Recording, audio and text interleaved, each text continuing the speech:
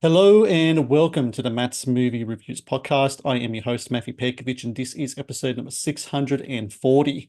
Releasing December 6th in the US is Day of the Fight, a boxing drama that stars Michael Pitt as a disgraced former boxing champion and ex-con who attempts to atone for the sins of his past on the day of his comeback fight.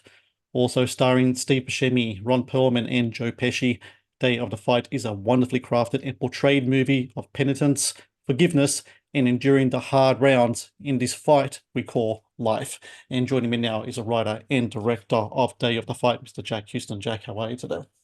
I'm so good, mate. What a lovely introduction. Thank you, man. Well, it's a wonderful film. It really is. I'm a big fan of yourself and your work. I'm a big fan of the actors you brought to the table here in your movie. And it's a film that really it just really struck me, just the depth of the film, the performances, the craft. Interestingly, just reading up about the movie and how you made it, it was a Stanley Kubrick film, his first film, a short film, about the boxer Walter Cartier, 1951. Mini documentary follows him around on the day of his fight. This was something that kind of you watched it, kind of inspired you. What was it about that film that kind of like said to you, this could be an anchor, a basis for something that I can do as a director as well? And why not be inspired by one of the greats to do it as well in Kubrick in that same regard? Well, it's interesting because, as you said, it's a documentary. It's a 15-minute documentary. It was the first thing that Kubrick ever sold. I Mm, heard for MGM for $1,000, but it's very simple in nature. We're just following Walter Cartier on the day of a fight. He's with his twin brother. He plays with his dog, goes to the garden, wins the fight, and we're out of it. And then I thought to myself, the films that I really fell in love with when I was growing up, the films that I was shown, the films that really shaped me as an actor and, now as a filmmaker, the stories weren't necessarily complicated. They were quite simple in nature. There was usually a single aspect or a single element that almost turned the screw or raised the pot, raised the deck a bit. And I saw that as such a sort of like jumping point for, well, what if it's a boxer on not just any day, but what if it was his last day, that he knows mm. that this is his final day? What would he do? What would you say? Who would you visit? What would you speak to them about? It became a bit of a metaphor for life. And I love those old films because they were sort of maybe simple in story, but incredibly complex in character and in spirit, and in that sort of the study of the human, the human spirit, human nature. And I, decided, play this, a life in a day. How could we do this? How can we sort of go through past and present? And I instantly just got struck that imagine Michael Pitt in this role. Like, Yeah. he's a dear friend of mine. We got to work together on Boardwalk Empire. And as soon as I imagined Michael as the sort of down on his luck, sort of disgraced boxer going through this life, this sort of penitent man, seeking forgiveness, not only from those around him, but from himself. Um, and somebody who had done something bad but wasn't necessarily a bad person. I I like hear. playing on that sort of polarizing aspect of the world right now. It's all like there's a lot of hatred out there, and I really wanted to get across that the people that matter in our lives, the people that really matter, are far more willing to forgive than we might expect. That we're actually quite capable of love, and hate's actually quite difficult. So it's a film that's all about feeling, really. And I wanted to make something that moves you. I like waking up in the morning and thinking back to something that moved me. I think that's what's important. I think that's in life, in art. I like things that move me. The Matt's Movie Reviews YouTube channel is brought to you by T Public. T Public is the world's largest marketplace for independent creators to sell their work on the highest quality merchandise. With over 1.2 million designs, T Public is sure to have something you love. I think the when you were talking about the like older films, when I was watching Day of the Fight, I was thinking Elia Kazan, Sidney Lumet, those kind of actors. And when I think of those directors, sorry, I'm thinking also locations. Locations is paramount to their movies, as it is in your film. Oh, Um, Brooklyn set film, 1989. You shot in New York, you shot some in New Jersey. The locations in the film are so interesting. It seems like he's going through you kind of, I know you talked about the nature of kind of like a purgatory for him in a sort of way, and it seems like the different yes. locations are kind of like the different levels of that, kind of like almost like a thing for him. When you find these locations, do you know of places beforehand? Have you been to these places before, or is this just relying on your production manager and person to find these places for you, find the gyms, find the apartments, find the parks that you can shoot your scenes in? It's such a good question, man. I've been asked that. I love it so much because, I said, Brooklyn, New York was another character in the movie. Yeah. The city, the landscape is so important. And you're absolutely right when you're harkening back to, Lumet, to Kazan, those kinds of filmmakers. You realize just how important the setting is, because it's in this instance, not only had Irish Mike lived there, but his father before him, and it's where he stepped, his mother, it's like his childhood, it's through these streets, it's, reminiscent of memories past.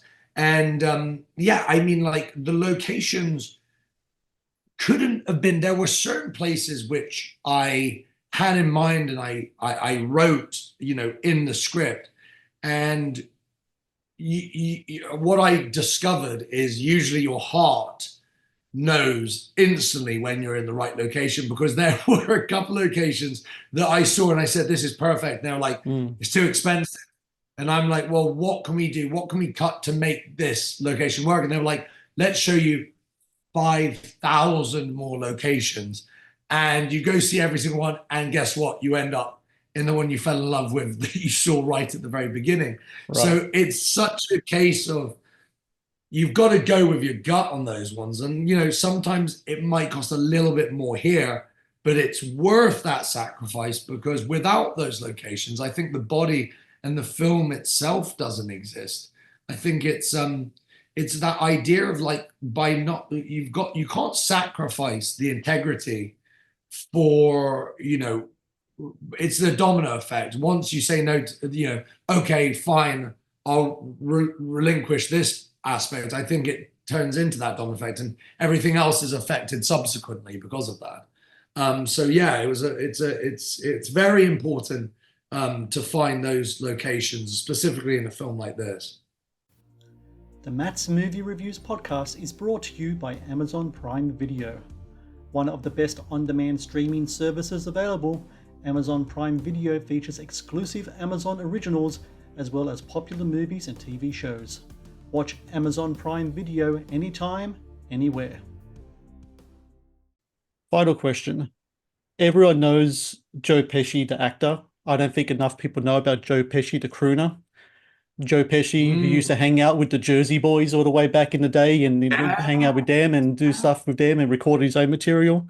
And you bring to light one of his songs in this film, If I Ever Lost You, which I had to listen to again afterwards. So I felt Joe Pesci, the music stuff, is got his own YouTube channel and all his songs and albums are there. And I'd listen to his stuff and it's such a beautiful song. It really is. I was curious in regards Oh, to when I've read the story about how you first heard his material, but how do you approach Joe himself and say, I want to use your own song in the movie during this scene where his character has severe Alzheimer's, he can't talk, but he is talking through his music in such an interesting way of his character communicating to his son in that way.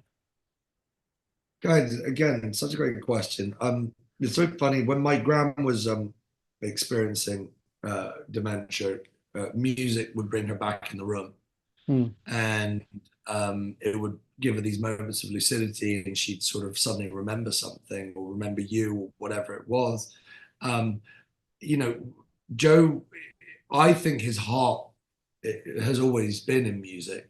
He's a beautiful musician. As you said, he's one of the great crooners. He's got a voice that rivals Jimmy Scott. And that's Hmm. very, very high praise, because Jimmy Scott was one of the all-time great singers, jazz singers. Um, I when I sent him the script, um, I said it's because I heard him sing. And I think nobody had approached Joe from the music side and realizing just what an exceptional talent he was. And I think it's one of the most heartbreaking moments that you don't hear him speak necessarily in that scene. Obviously, later there's other things, but in that scene, but when you do hear him sing, it's saying everything that he was never able to say.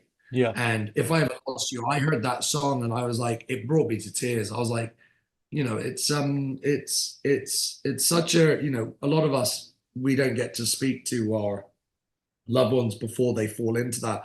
Or maybe, that's what I think Irish Mike's greatest regret was, that he never got to say those things to his dad when he remembered. But by playing that music, I think the father remembered everything. And that was always quite a special. It was an interesting way to approach them.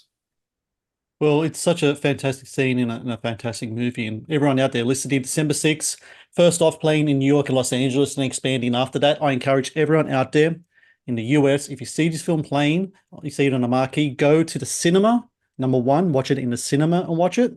You have to Yes. see the great black and white photography, the performances on the screen, because we need more independent films in the cinema, people watching them.